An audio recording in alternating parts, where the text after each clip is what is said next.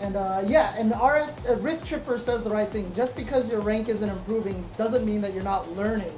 The hardest thing about having the ranked is that when you start to lose and your numbers aren't building up, you feel like the numbers are an indication of how good you are. So what happens is you gear your learning towards only winning.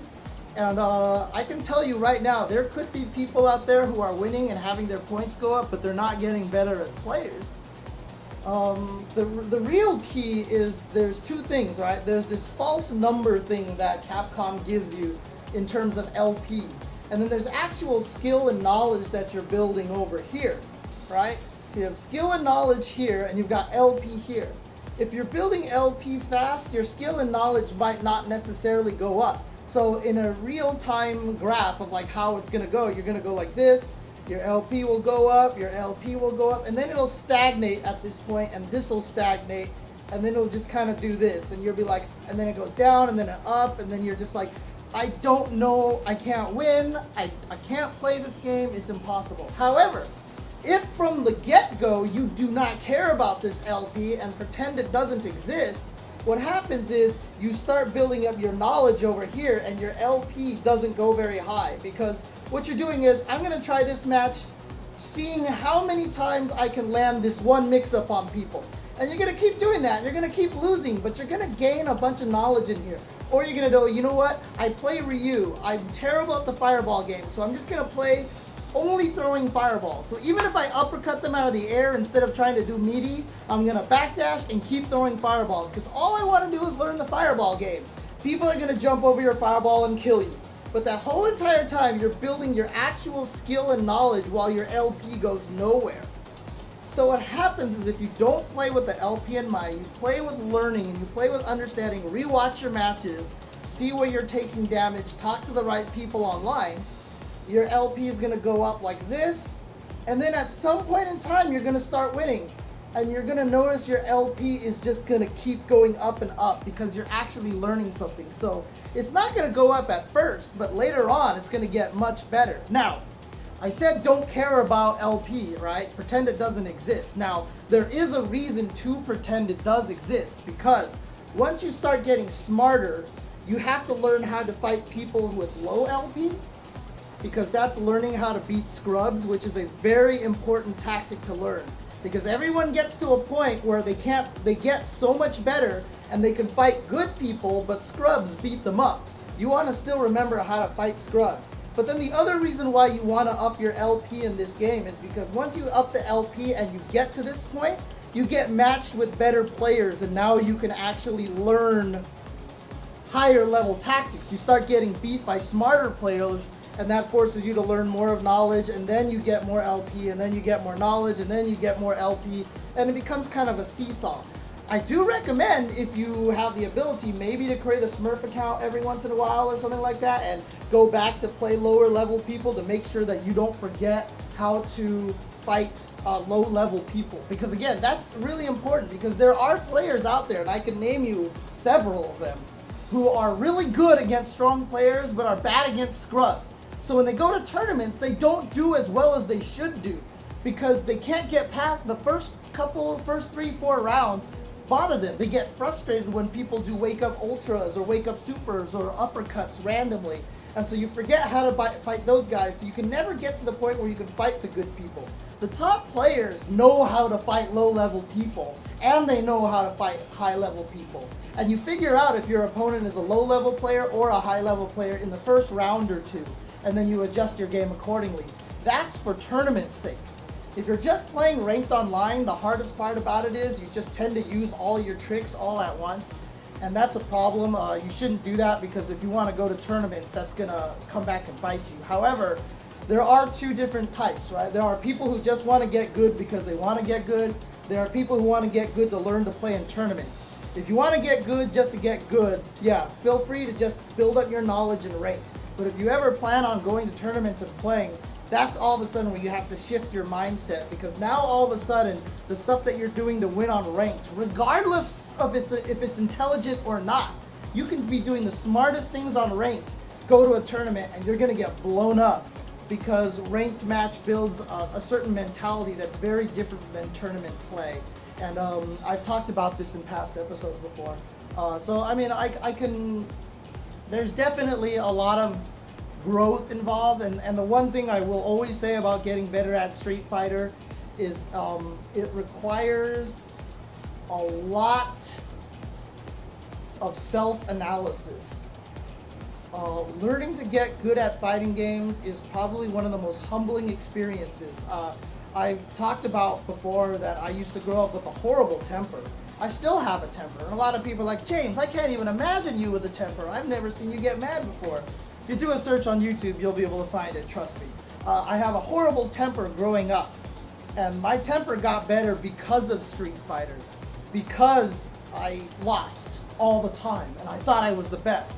And Street Fighter really taught me that I was not the best. And in order to become the best, I had to approach it from a different standpoint. Learning Street Fighter is, so the guy on chat, xlazkano, basically says it exactly what I'm trying to sum up. Self-analysis and the elimination of excuses. The elimination of excuses is what the main thing is. When you play Street Fighter and you lose the people are going to be doing things that look really cheap. Like if you were watching me play KOF earlier, when I was playing some of those guys that didn't know how to play the game, you saw that I was basically OCVing them with Kenso, right? Those people could have approached it one of two ways. One, they could fight my Kenso and go, wow, that's a really good strategy. I don't know how to beat it, let me figure it out. There's another side that's like, this character is so cheap, I can't do anything to this game is garbage, right? That's one reaction. The correct reaction is, you know what? I don't know how to beat this. I'm not good enough. Right? The number one shield, the number one block to you learning Street Fighter is saying something is cheap. As soon as you go, you know what? That tactic is cheap. You know what? That tactic is too good. You know what? That character is broken. You know what? I can't. That character is way too good. As soon as you do that, you limit your own growth. Because the thing about it is, if you watch top players, if you're playing Zangief and you're like, I cannot beat Nash, this is impossible. And then you watch Stupendous play Wednesday Night Fights and he beats a Nash better than the one that beats you. Or if you're like, you know what, Karen's footsies are too good, this character's way too cheap. And then you go watch Takeuchi use Rashid and blow up some super high level Karen, right? That's the thing, if you're saying something is cheap, you're wrong. It's just absolutely wrong. It's just you telling yourself that because you can't admit to yourself that you're not good enough and that you have to learn. And that's why fighting games are hard to get good at, because the people who do get good at it are the ones that learn very quickly that when they're losing, it's because they're deficient. The beautiful thing about fighting games, and this is why fighting games are my favorite competitive genre in life. Okay, this is my favorite competitive thing because it's not about experience points. It's not about gear. It's not about any of that stuff. When you play Ryu can't do anything that Daigo is doing. I mean, you can do everything with Ryu that Daigo is doing with Ryu.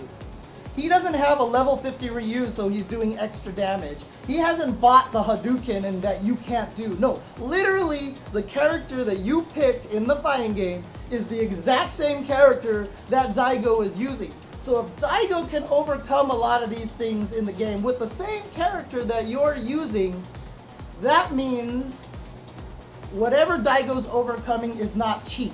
Whatever Daigo's overcoming is not broken. He's obviously figured out a way around it, so that is why you need to accept to yourself that you have to get stronger, that you have to get better. And as soon as you come in with that mentality that when you lose, you're like, you know what mistake did I make? When I played KOF, when I started first playing KOF online, I mean, I just put up the ranked matches. Go watch those matches, and then when I put up what I played earlier today, you'll see a huge difference between them. The first time I was playing, I swept like 90% of the times. I didn't know what I was doing. I wasn't spending meter. And you know, I was even saying it on stream. I was like, I'm garbage at this game. I don't understand the pace. I don't understand how the flow of it goes. But as long as you approach fighting games with that mentality that, you know, if you're not doing well, you're the problem, you will get better. But that's just the hardest thing in the world to admit. That is the hardest thing in the world to admit, that you're the problem. And trust me, as a man, I'm super salty. I tell everyone, go watch your matches again and learn from them. Dude, I never watch my matches again because I hate watching myself lose, because I get salty as hell. And when I watch myself play again, I get embarrassed. But you know what? I realized I swept too much in KOF because while I was trying to put up the video, I kept watching parts of it and I was like, my God, I'm sweeping so much. What am I doing? And you know, I realized that was a problem, and I realized all these things that I was leaving on the table. So even just minor glances into my own play helped me get better. So, but there you go. I am, yeah, look, I mean, people are joking about it in the chat, like, whereas I can be as good as Daigo. Hell yeah, you can be as good as Daigo. I've already said that the reason why Daigo's success level has dropped is not because he's gotten worse. It's because everybody's gotten better. And I've seen players get really good. I've seen Chris Tatarian when he first showed up to Wednesday Night Fights. He was ass, right? I saw K-Brad very early years before his EG sponsorship, and he was ass, right? Like, all these guys are bad. Now they're all people who have the potential to fight and compete with Daigo.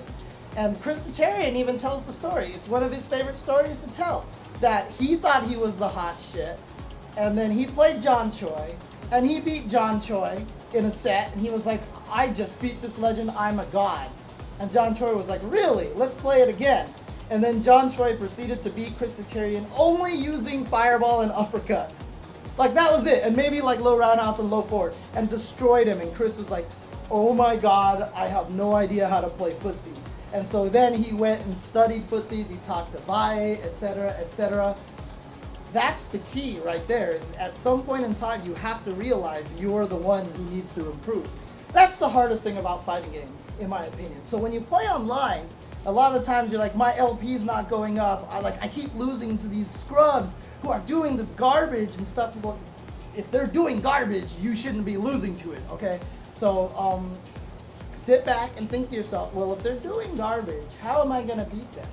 And so like when I was playing earlier, I got blown up by Robert, right? Robert was doing spin kick and then something in the spin kick and then something in the spin kick, and I was like, I don't know what to do to this thing. And he was blowing me up. But there was no point in time where I was like, God, Robert is cheap.